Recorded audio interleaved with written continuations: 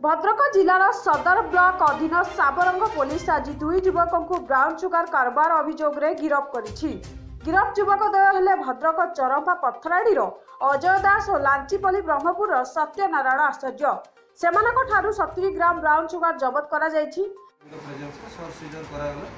70 gram brown sugar जो कंट्राबैंड article अच्छे seize करागला। दुईटा मोबाइल फोन भी मिला एंड गोटे मोटरसाइकिल भी जबत करागला और 400 टंका पाखे था। फर्दर इन्वेस्टिगेशन जना पड़ा कि जड़ेश्वर अंचल आनी फर बिजनेस पर्पज इन भद्रक भर जनक घर ये भद्रक जिलार आउ जड़े गंजाम ब्रह्मपुर लोक जी कि भद्रक में रोच।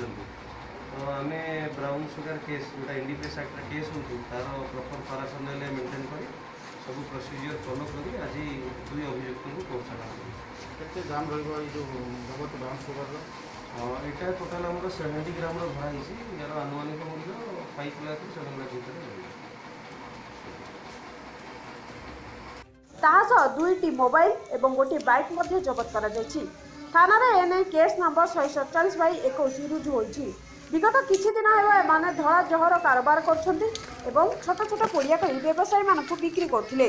एने सबरंग पुलिस विशेष सूत्ररु खबर पाई 5 दिन संधान करी तांकु गतकाली राति रे धरिथिले।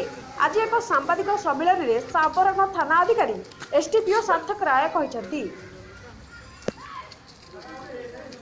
भद्रक पुनील कुमार सामंत रिपोर्ट ओडिशा फ्यूचर।